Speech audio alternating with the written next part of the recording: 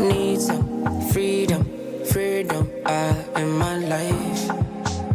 Should I drink up, smoke up? Need some freedom, freedom. Show me a little attention, a little bit tender. Show me attention, show me a little attention, yeah, yeah. Show me a little attention.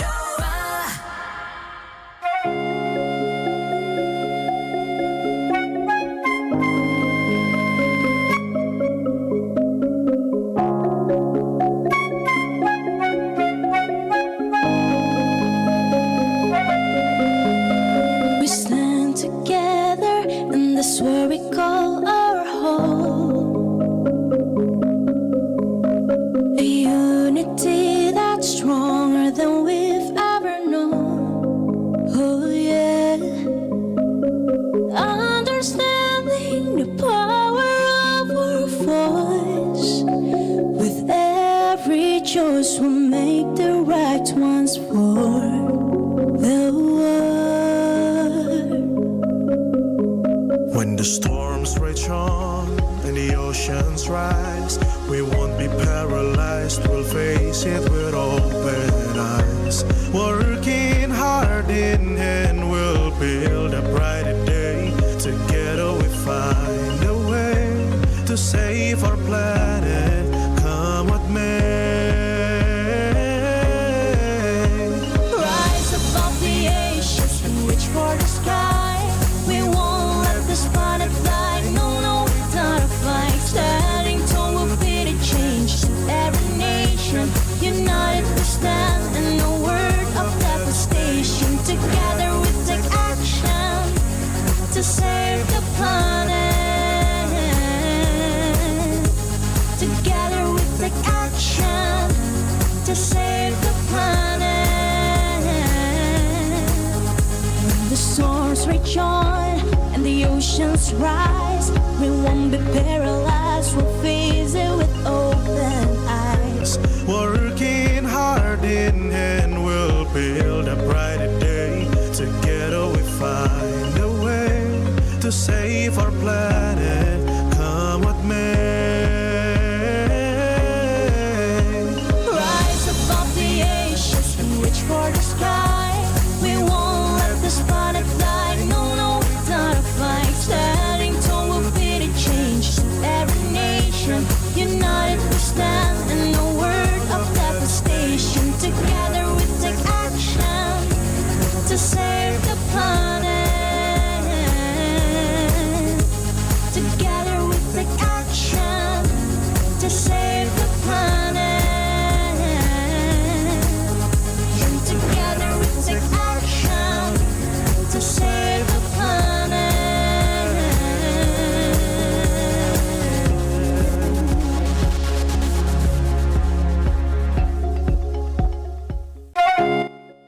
Ya teman berdua, good afternoon ya. And in today's Sore Ceria special, we have Ajang, Deng, Arok, Biowei ya. Yes. Your name. Okay, nice to meet you. And in today's Sore Ceria special English, the topic is tip how to get scholarship. And this is so relevant with our guest star today because he is like from far away. You're from South Sudan, right? Right. And he is from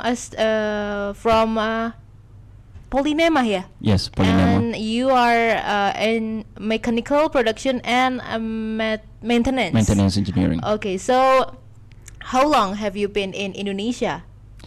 Well, thank you very much for having me today. I came to Indonesia in March 2023. So I'm 3 years and 3 months now in Indonesia. Okay, so you're in semester 8 right now? Yes, this is my 8th semester. Okay, so you've been like 3 years up in Indonesia, yeah? Right. And what about Indonesia that really makes you, oh, this is a different from my country. Right. So it's very obvious that cultures can be different. Apart from the cultures, the environment, the people, everything can be different when you go from place to place. Even in the same country, things can be different. So the things that I found that were very different from my country that I saw here in Indonesia, first of all, was the respect that the people, how people dedicate themselves, especially the young people, how much effort they put in to show respect to the older people. Say for example, Salim. Yes. So I was my first time in the class. So I came. I thought it was just like a regular thing. So I came to the class, and after the lecturer gave us the instructions. It was time to end the class, and I saw everyone was running towards the lecturer, and they were taking his hand and putting on their forehead, and in a respectful way, they had to go almost 60 degrees down, and I was really amazed by that, because back home, of course, we show respect to our older people, but not to that extent. So how my people show respect here was one of the things that stood out for me. It's one of the things, and of course, other things like how much patience the people have among each other. Say for example, if someone messes up in the class, he does something that is wrong. Maybe the lecturer is lecturing, and maybe your phone falls down, something that makes a small noise. Everyone is going to start yelling at you. Okay. Well, in a playful way, but you're just going to be patient and laugh, and you recognize your mistake. But back home, if it's not that we are rude to each other, but if you make such kind of noise, someone will find it disrespectful. So they will not react the same way. But I see people just react simply, and they laugh it off, and it was something that I didn't really expect, because how patient people are here. And of course, the differences in foods. Most foods we eat back home do not have spices. Yeah, we don't eat spices. So how you like in Indonesia, especially in Malang, we already have like so many like spicy foods maybe, and how you deal with that? Well, when I just came, I thought everything was spicy. Okay. So I had to eat, though it was very uncomfortable for me. I felt it really very badly. Okay. Like in the morning, I would wake up with a burning stomach and all these things. I didn't really like it. But with time, as I stayed for a longer time, I started to discover that not everything was spicy. So as much as I didn't like the food, I ate it for the fact that it did not have any spices in it. Things like rendang. Okay. Yeah, I ate a lot of rendang that was not spicy, because the other foods that I would find around are either spicy, and then maybe how do you call it? The chicken that is made from ayam geprek. Or no? Yeah, ayam geprek also. And then ayam ketchup, is it? Oh yeah, the one, the ayam black. ketchup. Yeah, with like the black stuff. soy. Yes. Yes. Yeah. When I found out everything was not spicy, I started to eat all those things. But yeah. So for the ayam ketchup, the taste is like sweet, right? It's sweet, yes. So you don't have any problem with that kind of thing? No, I have no problem with that. Okay, but do you have eat the ayam geprek before? Yeah, I've eaten it before, but it was I think I just ate it last year. But you already like 3 years in Malang in Indonesia, but have you like already okay with that spicy food, or do you still have to dealing with it? No, so far so good. I can take any spice, but of course not the levels like in Gachawan. I cannot take that. Okay. I can. So you already have tried Gachawan before? Yeah, okay. I've already tried, yes. Yeah. Well, which level do you eat? Well, I ate it only twice, and I had to let my friends choose for me, and they chose I think level 1. Okay, but you still have the spiciness? Still, I took it, but it was very spicy still. Okay, yeah. you can take it, yeah? I can take it. Okay, so you came to Indonesia in Malang, or do you have came to Indonesia before you studied in Polynema? No, my first time to Indonesia was the time that I came to study here. Oh, so this is the first time you came to Indonesia, right? And you only go to Malang, or you already went to another cities in Indonesia? Well, I've been to many places. Of course, I've been outside Java also. Okay, where? Yeah, I've been to Kalimantan. I've been to Sulawesi and to Sumatra. Oh wow, you've explored much more than me. So you enjoy traveling, I think. Well, I do, but not as much other people. Not as much as other people do. But yeah, I do like to a little bit of change of scenery. I like it. So you've like came to like Kalimantan and Yes. then other island in Indonesia. Yeah. Have you came with your friends or you're by yourself? No, I went by myself, but I met other people Oh. there because well, I was joining programs from different universities. Okay. So, for example, when I went to Sumatra, I went to there's a program from ITERA, Institute Technology Sumatra, Okay. and when I went to Kalimantan, I went to a program from Universitas Mula Warman in Samarinda. Okay. And then when I went to Sulawesi, it was a program from Universitas Hasanuddin UNAS. So Yeah. you've came to many universities and a lot of cities in Indonesia. Yeah. Okay, that's great. And what inspired you the most to pursue maybe a higher education outside your home country? Well, I think it's very beautiful that we of course go outside our countries because well, it's not like there's anything bad or something uncomfortable that makes us leave our countries. But I think the change of a scene is very important to see things that are beyond yourself. Okay. So ever since I've been outside my country, a lot of perspective have changed, especially with the culture, tolerance. Okay. It's a lot of things that are different about from my way of life. There are so many things that are different from the way I see them here. But of course, I have to learn to be tolerant Okay. to those differences. Of course, for the goodness of me and for the goodness of the people that I live with. Because if you have a tolerance of someone's cultures, you live in harmony with them. So tolerance is one thing that I learned since I left home, plus many other things. But the main reason that pursued me to leave my country was to seek better education. Okay. Yeah. I mean, it's already good enough in my country. I can get good enough education, but of course I needed a better one, and the one that would not be only education, would come with like learning of cultures, being closer to other opportunities. I think now it's very easier for me to go to places. I can go to many other countries now because of my presence in Indonesia. Right.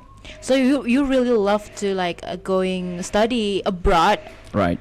I really love it to be outside my country to study abroad, especially for studies, not for any other thing. Because I'm not really a fan of fun. I don't like to have fun. But yeah, I love to. If I have to leave a place, it should be for studies mainly, and maybe for work, but not for fun or any other thing. So of course, yeah, I love it that I'm outside here for studies.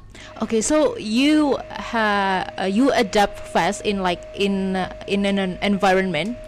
Right, I adapt very quickly because I think the easiest way for a person to learn and for you to, well, of course, to learn. Let's talk about learning. The easiest way for a person to learn is to adapt very quickly, though. Some of the things that you will find will be different from how you already believe them. Of course, you have to adapt very quickly, and for you to live very easily, we do not have much time. So I think the faster that you adapt, the easier it's going to be for you to live in a place, and the more you're going to enjoy it. So yeah, of course, I adapt very quickly. Okay, but you've come so many like in universities in other cities like Unhas and then like the other universities. But why did you choose Malang and especially Polynema? The reason why I chose Polynema, right?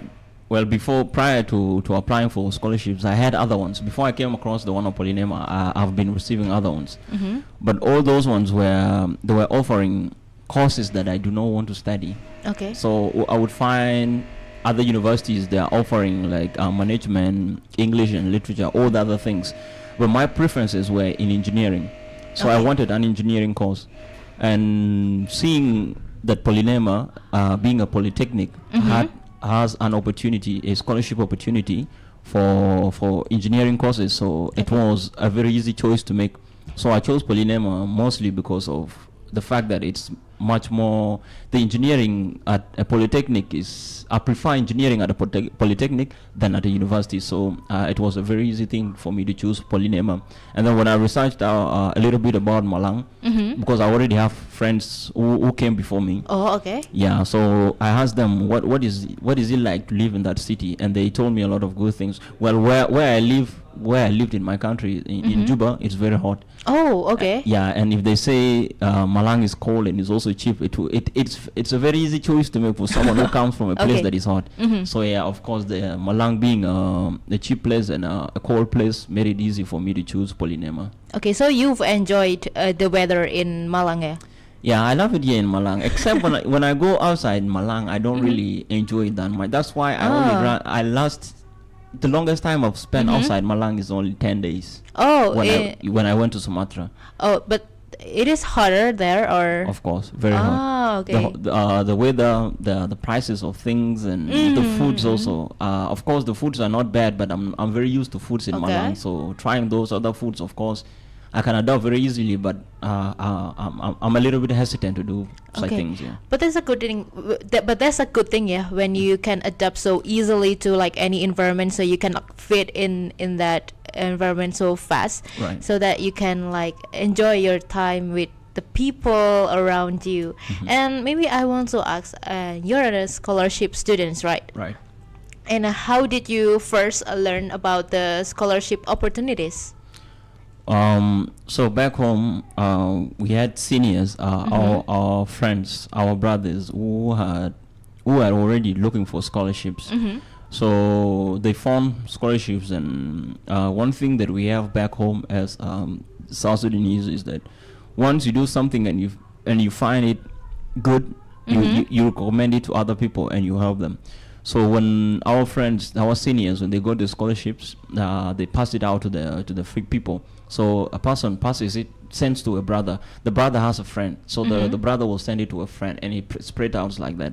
So from a friend to a friend to a friend, all just like that. Yeah. Okay. So, yeah. So you're also like sharing experience from your like friends Of course. that they already get into the Polynema before, yeah. Right. Okay. So at that time when you like searching for the scholarship, maybe did you immediately believe that you could get a scholarship, or did it feel like impossible to you? Well, I have to look at everything with a positive mindset. So I felt like I could learn any scholarship. Okay. I knew that I would learn, but I wasn't really very sure. But if I had to make a choice, do I get a scholarship or not, I would want to get it. So of course I knew that I would get a scholarship.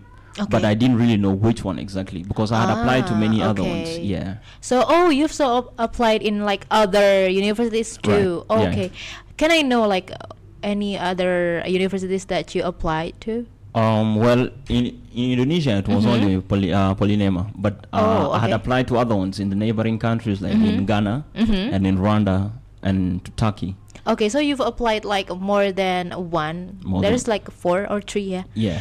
And then you've accepted in Polynema only, or you also accepted by the others? I was accepted by 2, but I had to choose Polynema. Oh wow! Now, why did you choose Polynema over that, that campus? Why? Still, it goes back to my point of being engineering. Okay. Yeah, because when I was accepted in the other university, I was accepted in software engineering. Oh, okay. But software engineering, it's not something that it's the course that I had found on the website, so I had to choose it. It was the one that I thought was good among all the other options that I had to choose from. But having mechanical engineering and software engineering, I had to choose mechanical engineering. Oh, do you love mechanical engineering most? I love it. I love Okay, it. Though okay. people think it's difficult, I think I love it. Yeah, I think it's pretty difficult too, rather than my program. Yeah, I'm English literature, so I only use my imagination, right? And then when it comes to like a science like that, like you, Yeah. I think it is a hard thing to do. Right. It can be hard and it can be simple. I think everything is about how you look at it. So whatever you speak, they say speak into existence. Into existence. So if you say something is hard, it becomes hard. When I was in elementary school, I had friends who used to say mathematics is difficult. So I had that mindset.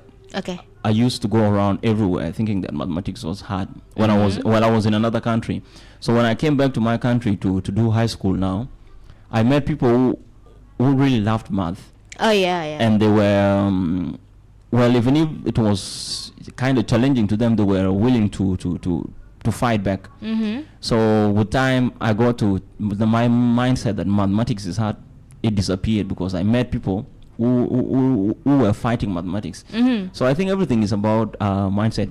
Well, when I was in high school, everywhere in high school and also in elementary school, English was my most performed subject. Okay. I always got even in the class. I was always the best in English. But still, I didn't choose it because I think it's about what I wanted because I wanted something different. Yeah, but I think it is really nothing difficult. It's just how you think about it. You think that all the subjects are easy. Everything is easy. It is back to our mindset. Yeah. Okay. So in when you apply the scholarship, Right. I believe that you there's a lot of like process behind it. And what is the most difficult part of the application process? Well, when applying, I think the most difficult part is the document collection. Oh, okay. Because the most other basic documents, say for example, you need to have like a recommendation from your high school. You need to have English proficiency in your transcript. Those things are easy to find because you just have to go back to your high school and you get them. But the other thing that the most difficult part was getting the other documents that were non-academic documents. For example, medical fitness form. So you have to go to a hospital. A lot of tests have to be run on you, and so that you can get the information. You have to go to the police station to go and get how do you call it? It's called letter of good conduct. Yeah. In Indonesia, we call it like SKCK, right? Right. Yes, to show that you've not engaged in any criminal activities. So the document collection was the hardest part because there were those that you can get from your high school, and there are those that you have to move around the city. You have to pay money. You have to spend like days. Yeah, you have to spend days moving around, waiting for signatures and all those things. So the most difficult part was the document collection. Okay, so that's a difficult and like make you dizzy maybe with a lot of documentation that needed to be like processed. Yes. And then what's your like family reaction when you say that you want to study abroad? Well, I didn't really tell them that I wanted to study abroad. I didn't tell them because when I graduated, I used to have my friends who were my seniors that got scholarships. So it inspired me. So when I completed my high school and I got all my documents, when the scholarships came out, I started applying and I did my interviews, everything. So when I was accepted, that's when I came to my family and I told them, right, I've been accepted to this to a scholarship to Indonesia, and I spoke with my uncle, and he was really very happy. And I also spoke to my mom and my dad, and they were all happy because well, they don't mind that I study abroad. So the reaction was very obvious because they think it was a good thing for them. Okay, so they all support you when you say that you want to study abroad, especially in Indonesia. Of course. Or maybe in like there's so many like South Sudanese that study in Indonesia too, right? Right. In Malang, so maybe they already heard about Indonesia, about the how they learn in like Indonesia in Malang. Right. Okay. Yeah, because my uncle, well, is educated. He has already. Well, he's a new generation person, so he already knows these things. So I connected them with a friend of mine who was already here. When I spoke to them that I'd already been accepted, they said, "But do you know anyone? Are there our people? Do we have people there back? People who are from South Sudan in Indonesia? Do we have them?" And I was like, yes, though, we already do. And I connected them with a friend of mine. Okay. So I gave his contact to my uncle. My uncle started speaking with them. And yeah, so my uncle, when he did everything and he looked everything around, he said, well, it's a good opportunity. He can be safe wherever he is, because, well, he already knows about Indonesia because he's very near in Australia. He's in Australia, so he already knows about Indonesia. So it was very, the fact that there was a South Sudanese here already made it easy for my parents to allow me to leave. Okay, but do you join any like communities here? No, we don't.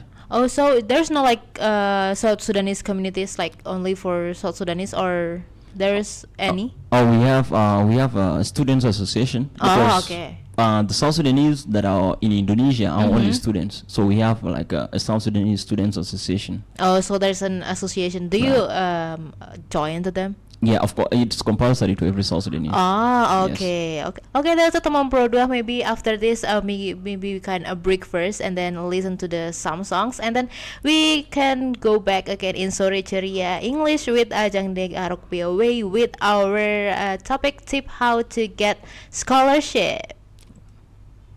Don't wanna see me. Did a full 180, crazy, thinking about the way I was. Did the heartbreak change me? Maybe, but look at where I ended up. I'm all good already, so moved on. It's scary. I'm not where you left me at all. So if you don't wanna see me dancing with somebody, if you wanna believe that anything could stop me, don't show up, don't come out, don't start caring about me now. Walk away, you know how. Don't start caring about me now. Aren't you the guy who tried to hurt me with the word goodbye? Though it took some time to survive you, I'm better on the other side. I'm all good already, so moved on. It's scary. I'm not where you left me at all. So if you don't wanna see me dancing with somebody, if you wanna believe that anything could stop me, don't show up, don't come out, don't start caring about me now. Walk away, you know how. Don't start caring about me now.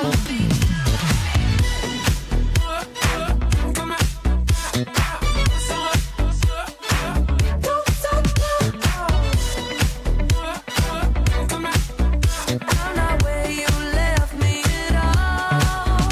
So if you don't wanna see me dancing with somebody, if you wanna believe that anything could stop me,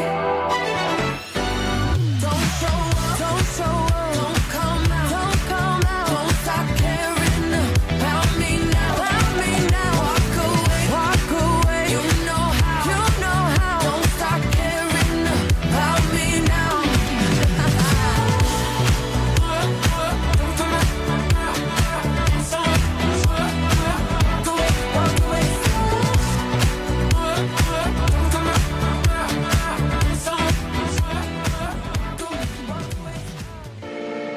RRI Digital.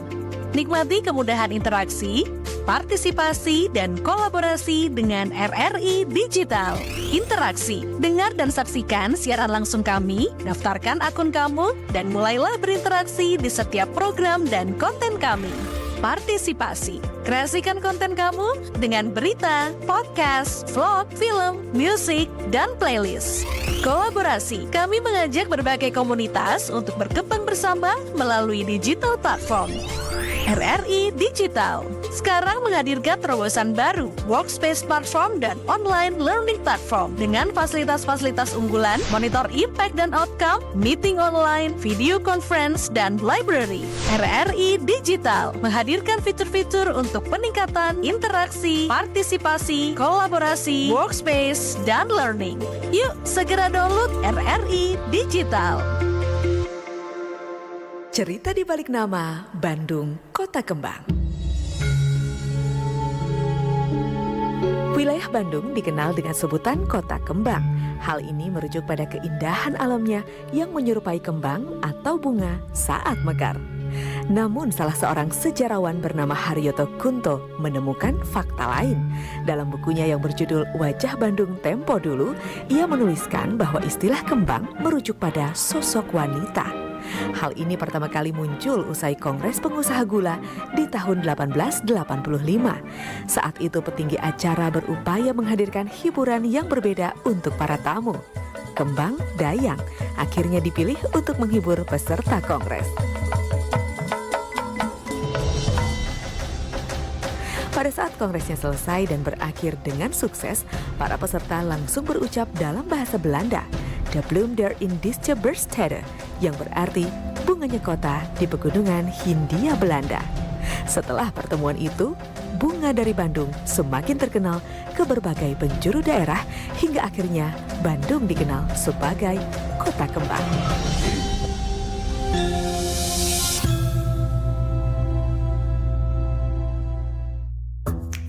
Wih, keren banget nih. Katanya ada obat herbal bisa mencegah sakit gigi seumur hidup. Ada hoax tuh. Widih. Ini juga keren nih. Ada sumber energi baru PLTH, pembangkit listrik tenaga hampa. Iya, itu juga hoax kali.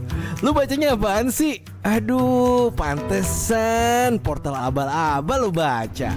Kalau mau baca berita yang lengkap tapi udah verified, mulai dari berita nasional, internasional, olahraga, gaya hidup sampai hiburan, lu cukup klik rri.co.id. Di situ lu juga bisa streaming RRI Digital. Aduh, makanya cek dulu biar gak kegocek di rri.co.id.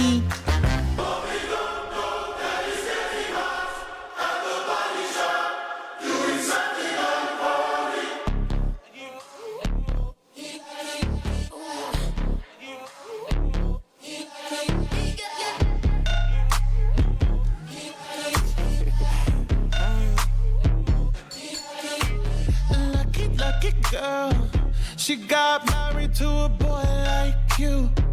She'd kick you out if she ever knew about all the you tell me that you do. Dirty boy. You know everyone is talking on the scene. I hear them whispering about the places that you've been and how you don't know how to keep your business clean.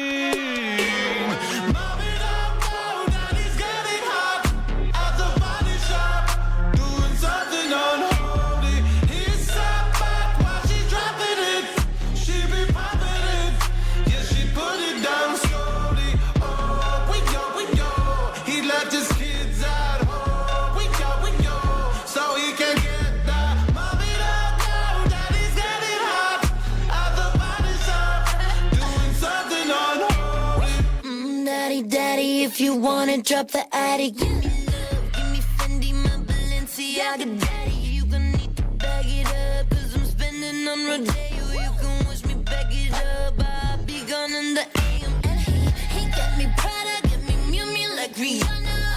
He always call me 'cause I never cause no drama. And when you want it, baby, I know I got you covered. And when you need it, baby, just jump under the covers.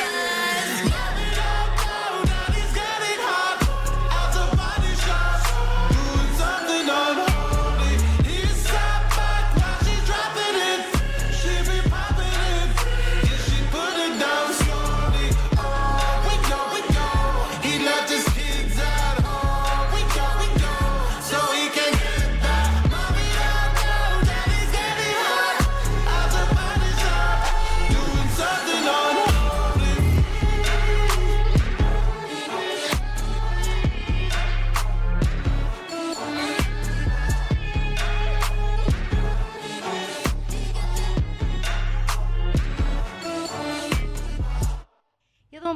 back again in Sore Ceria Special English with Ajang ya, teman berdua, and he's from South Sudanese and he is studied mechanical productions and maintenance in Tema ya, teman berdua. So and we already like talk a bit about your journey with the scholarships in Indonesia, in Malang ya. And then I want to ask, like, do you agree that scholarship is only for the like genius, for the smart one? I do not believe so. Because I have friends who I was in the same class with that were usually the ones that get who were usually the first ones in the class. But when I applied for this Polynema scholarship, we applied together. We did the interviews together, but I think they did not pass, because I think getting a scholarship is not only from the marks that you have on your certificate. It's about from the start, your marks can make you be shortlisted for interviews, and if you're also genius, you can pass the written interviews. But I think the other part that sets people apart is the oral interview. So your interview has a lot of questions about yourself, why you chose the particular program or particular institution in a particular city. And I think what matters is how you answer and how you present yourself. It's what I think that really stands out more than what you know. So I think as much as being a smart person plays an important part, it's not what makes a person get a scholarship 100% of the times. Yes. And for you, what should like the students prepare before they applying for their scholarships? Well, first of all, you need to get the documents that are required. So if you already have a scholarship that you have targeted, first go to the website of that of either the school or of the university or maybe of the department. Go to the website, look for the documents that they require, and try to familiarize yourself with their requirements. What do they need in a student? What do they need? What certificates do they need you to have? What qualities do they need you to have? You have to first make yourself familiar with all those things. And then when it's time to apply for the scholarship, your documents are ready. You submit them in time. Because the other scholarships that do not mind about the time you submitted, as long as you submit it within the deadline period, they don't mind. But the other scholarships that prioritize early submissions, like the Mastercard Scholars Foundation back in Africa, they prioritize those that submitted early. So when you submit maybe a week before the deadline, your chances can reduce a little bit. Though it doesn't disqualify you, your chances can reduce a little bit. So I would advise that a student, first of all, familiarize yourself with the details, with the qualities that the school needs, and then afterwards submit your application in time. Submit your application in time, and then keep track of your application. Do not miss any important detail. If say for example, if you get shortlisted for an interview, and you're supposed to do it, say for example on the 10th of June, you're supposed to do your interview, there might be a change in the time. Either the exams, the time will be pushed a little bit earlier. Say for example, you initially it's supposed to be 10, right? 10th of June. It's pushed to 8th. So if it's pushed to 8th, how will you know? You will not know unless you keep checking your email. So you have to be first of all passionate about that scholarship. And if you are passionate, it means you will put in every effort that is needed to try to get these things. So it's not just getting the information and everything. So also be constant with the information checking. Try to get as much information as you can. And so I think you need to have good documents, be familiar with what you want, and then submit in time. I think those are the tips. But do you have any requirements to write an essay? Right. So when writing an essay, it depends it depends on the scholarship. Other scholarships ask for essays, others don't. In Indonesia, not many ask for essays. Only a few do. But when you're applying to the West, especially to the West, you are most likely to write an essay. So in essay writing can be a little bit challenging. For me it's also like challenging. It can be really challenging a little bit. Well, it's not that you cannot write, it's about what is needed in an essay, because it has its own structure. Apart from the normal text that we send to our friends, it's different. It's a different way. So before same thing, just collect as much material as possible.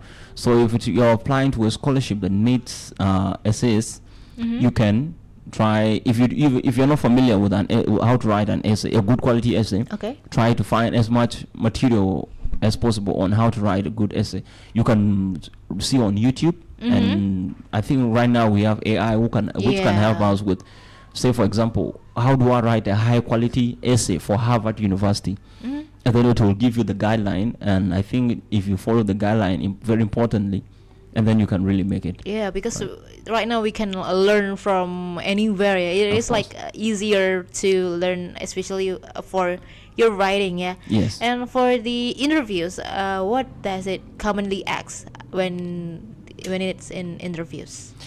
Right. So far I have an experience of 2 interviews. I've had 2 interviews, and the commonest thing that was asked in the first and in the second interview were, first of all, yourself, why you chose the program, and why you chose the country. So say for example, when I chose, I was asked why did I choose Indonesia, and I gave my reasons why I chose Indonesia. Why did I choose mechanical engineering? I gave them my reasons. That was in 2022 when I was applying for Polynema. Back again this year, I managed to be shortlisted for a certain interview. So it's the same thing, the same questions that were asked. I was asked.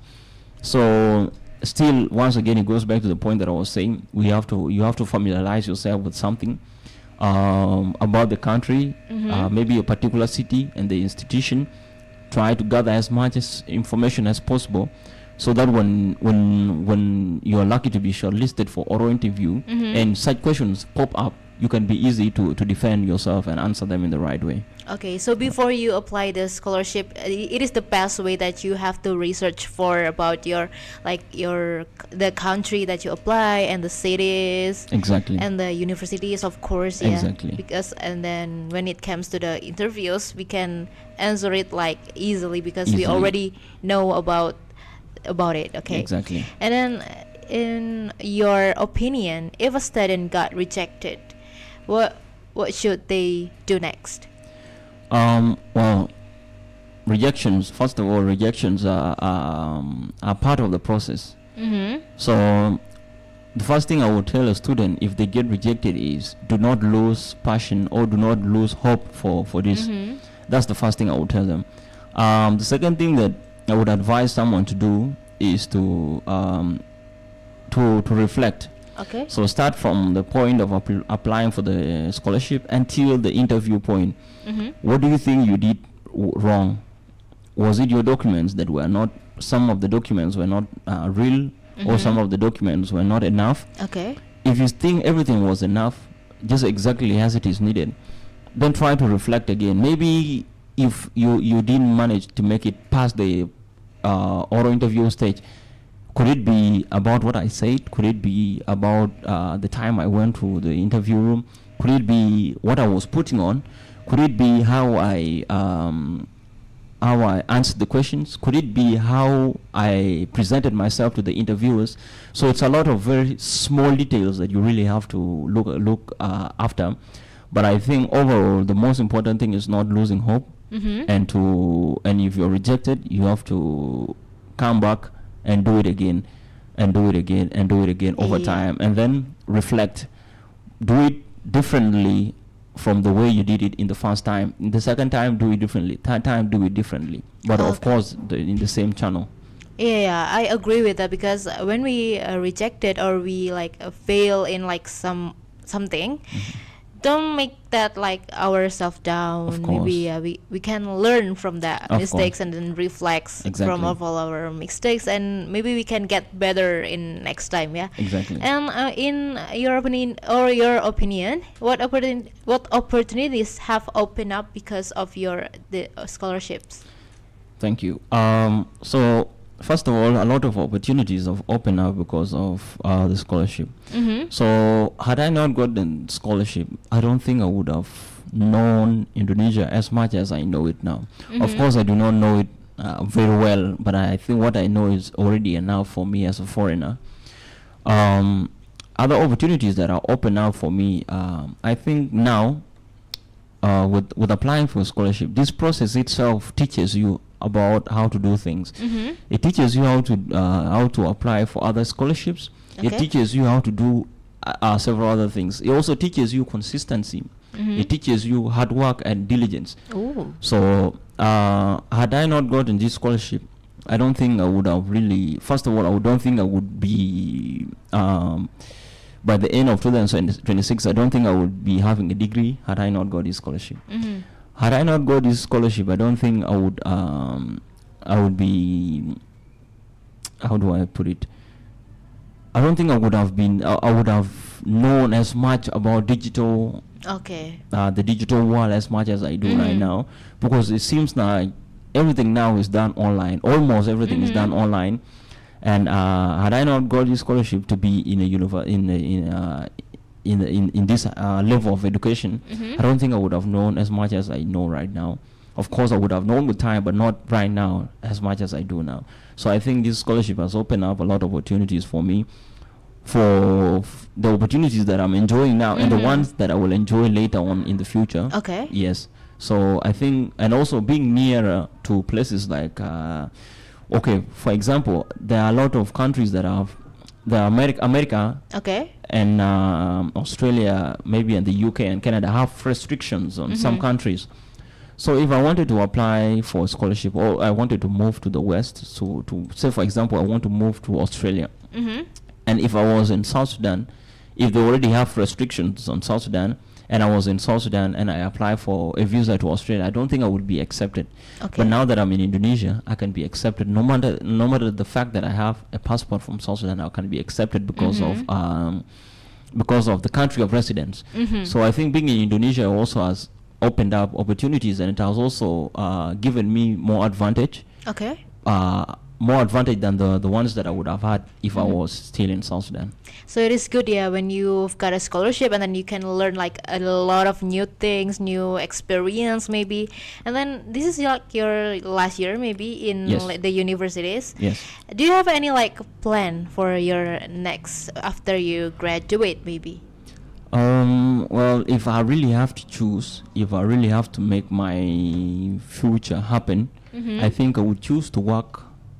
But the fact that I do not know if I can get a job very quickly right now, Okay. especially well, I'm in Indonesia now, and I'm a foreigner. I don't think it can be that easy for me to get a job in Indonesia. So for the meantime, I think I will have to take master's degree again. Okay. Yeah, I will have to take master's degree again, and while I'm doing master's degree, I will try to explore more about my field, about other opportunities in life, and I think that's the plan after graduation. Maybe get a master's degree, and also try to get a job. And if I get a job, I think I will have to work first, then I can do master's degree. Okay, so I wish you the best. You wish you the luck of that. Thank you very much. Or you, when you want to go on a master degree, Yes. you will get a scholarship again. Yes, I'm also hoping for a scholarship again. Okay, so good luck for your any plans in the future, yeah. Thank you very and much. maybe this is lastly for our teman Pro 2. And what message would you like to share with young people who dream of studying abroad? Right. So for the young people that are dreaming to study abroad, first of all, try to be as much informed as possible. Be informed, not just information about your city or about your country, but have as much information about other countries as possible, because it's the more you know about it, about outside yourself, the easier you are to try things that are outside yourself, and the more interested you are to try to go to other places. So the first thing I would advise someone is to try to make yourself familiar with things that are outside yourself. If you're an Indonesian, try to know beyond Indonesia. Okay. Yes. And if you do not speak English, try to learn English. English, you can easily learn it right now, especially given the fact that social media is what we do more than. I think we are on social media more than we breathe daily. Yes, agree. Right. So I think social media can be used as a good tool to learn English. You can learn on YouTube. Okay. You can learn on vlogs, and also you can learn. There are so many international students now, especially for, say, let me reduce it to Malang. There are so many international students right now in Malang. Yeah. So if you come across an international student, be open. Do not have a social anxiety. Okay. I don't think it's really good to be socially anxious. I Okay. think it's good to be open and try to speak to new people. So if you meet an international student, try to approach them in a way that they will not feel uncomfortable. Familiarize yourself with them. Try to practice your English every day. And then if you think you're good enough already in English, once again, like I said, try to research, pick out the country that you want to study at.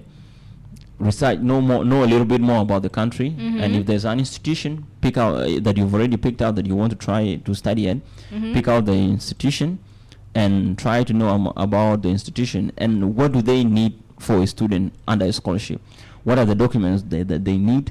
What are the qualities that you have to possess? Because it's not what is in the paper, is what is in yourself sometimes as a person.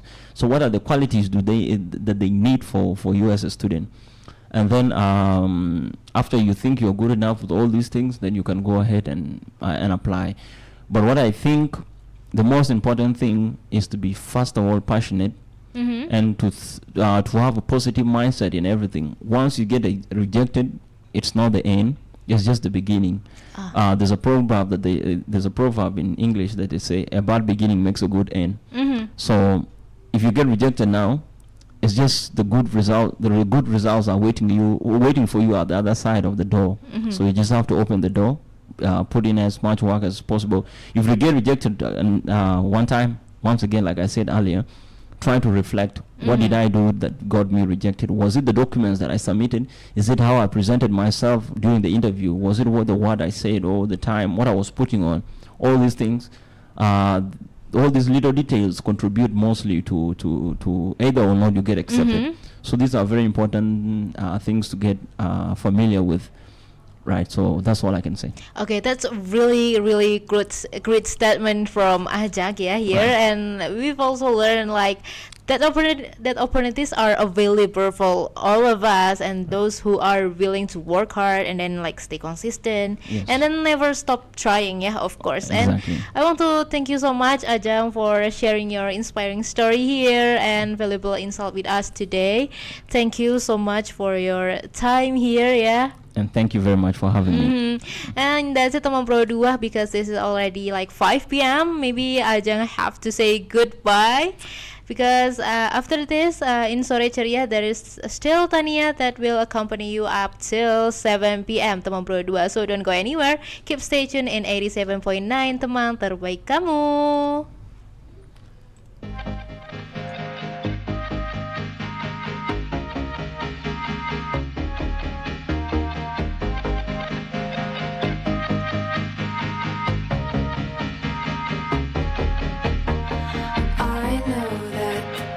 Closes at 11. I hope you never finish that beer. You know all the words to Just Like Heaven, and I know why he wrote them. Now that you're standing right here.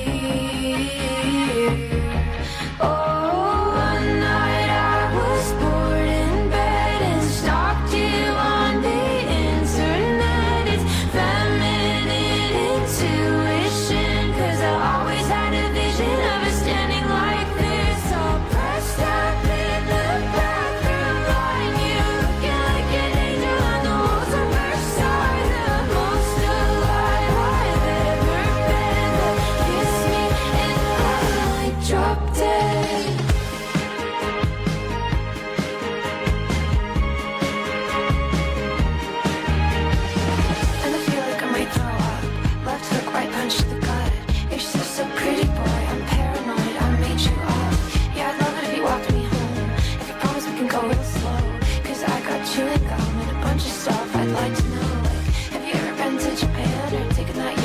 our friends. I've been dropping hints all night that I'd love if you held my hand.